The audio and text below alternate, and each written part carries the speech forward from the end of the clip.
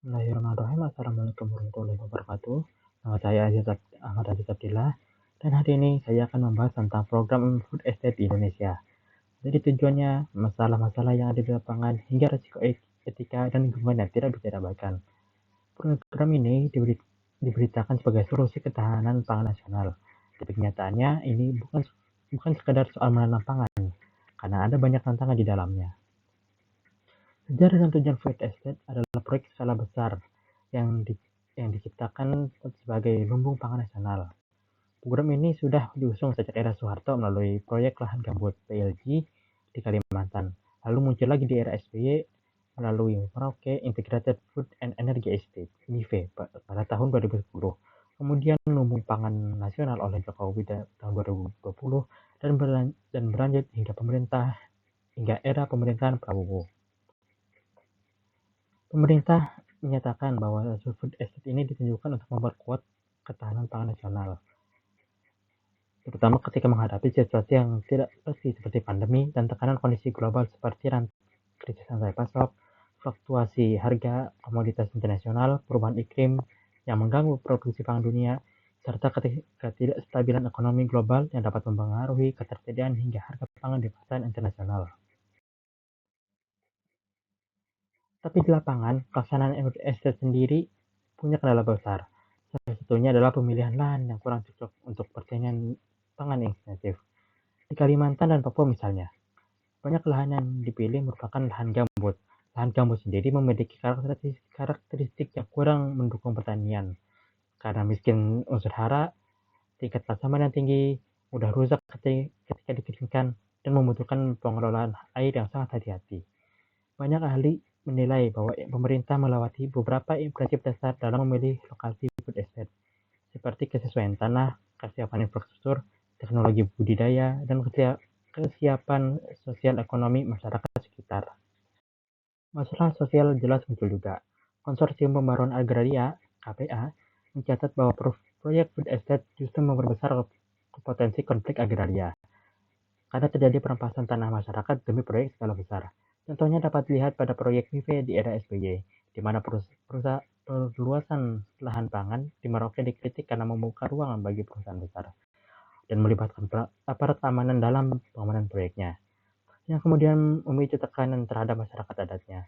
Selain itu, meskipun proyek ini disebut-sebut memperdayakan petani lokal, partisipasi masyarakat adat dan masyarakat setempat dalam proses perencanaan masih minim.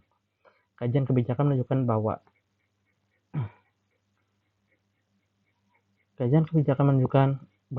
pemerintah cenderung melewati tahapan perumusan kebijakan yang seharusnya melibatkan masyarakat, sehingga keputusan menjadi kurang sesuai dengan kebutuhan lokal. Kini kita masuk ke bagian risiko lingkungan dan potensi greenwashing yang menjadi isu dalam food estate ini. Konversi lahan gambut berpotensi melepaskan emisi karbon yang besar ketika gambut dikeringkan atau diganggu struktur alaminya. Meski pemerintah menyatakan food estate ramah lingkungan dan mendukung ketahanan pangan, kenyataan di lapangan menunjukkan bahwa pembukaan lahan besar-besaran dapat merusak ekosistem gambut dan merusak habitat alami. Serta ada perbedaan antara narasi bahwa proyek ini ditunjukkan untuk kepentingan rakyat, dengan kenyataan bahwa proyek ini bersifat industrial dan bisa mengorbankan kepentingan masyarakat lokal. Dalam analisis kebijakan, food estate menunjukkan kelemahan dan kekurangan dalam tahap perencanaan dan pelaksanaan program. Studi dengan pendekatan analisis kebijakan menyebutkan bahwa proses perumusan kebijakan dilakukan tanpa melibatkan masyarakat lokal. Dalam mereka adalah pihak yang paling terdampak. Akibatnya, pembuat kebijakan lebih fokus pada target nasional seperti produksi dan perluasan lahan, tanpa mempertimbangkan kondisi ekologis, sosial, dan budaya masyarakat lokal.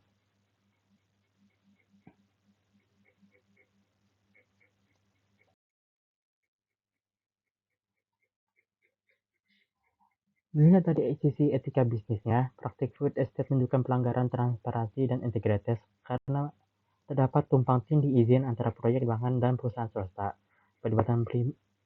Perlibatan petani lokal pun minim, sehingga mereka merasa lebih sebagai objek daripada subjek. Akuntabilitas juga dipermasalahkan. Karena walaupun pemerintah menyediakan bibit dan bersedia memodalkan program, tapi mereka tidak membersihkan kesiapan fasilitas dan kemampuan manusianya, sehingga sebagian petani mengalami gagal panen, kerusakan lingkungan seperti deforestasi dan degradasi gambut juga berpotensi terjadi tanpa kejelasan rencana pemulihan.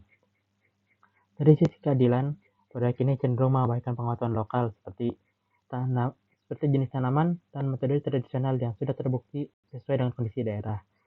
Alih fungsi sebagian lahan menjadi sawit swasta juga membuka kemungkinan bahwa keuntungan lebih besar mengalir ke korporasi bukan ke masyarakat lokal yang justru kehilangan kontrol atas tanahnya. Dengan demikian, agar food estate lebih etis dan bertanggung jawab, ada beberapa langkah konkret yang dapat dilakukan. Pertama, evaluasi ulang lokasi proyek, terutama menghindari ekosistem sensitif seperti lahan gambut dan hutan hujan untuk mengurangi dampak lingkungan. Kedua, libatkan masyarakat lokal dan masyarakat adat dalam proses perencanaan dan pengambilan keputusan. Tiga, menggunakan teknologi berbasis pengetahuan lokal seperti pengelolaan air gambut dan paludikultur yang menjaga fungsi ekologis lahan. Meningkatkan transparansi melalui audit publik, laporan terbuka, dan evaluasi berkala terkait dampak sosial serta lingkungannya. Food estate bisa menjadi solusi ketahanan pangan, tapi jika dirancang dan dijalankan tanpa perhitungan matang, risikonya sangat besar. Dari sisi sosial, lingkungan, dan hingga etika, pemerintah harus mengimbangi ambisi produksi dengan tanggung jawab terhadap masyarakat dan ekonomi dan ekosistem. Kritik ini penting agar food estate benar-benar bermanfaat secara jangka panjang dan tidak hanya menjadi proyek yang simbolik semata. Sekian dari saya. Assalamualaikum warahmatullahi wabarakatuh.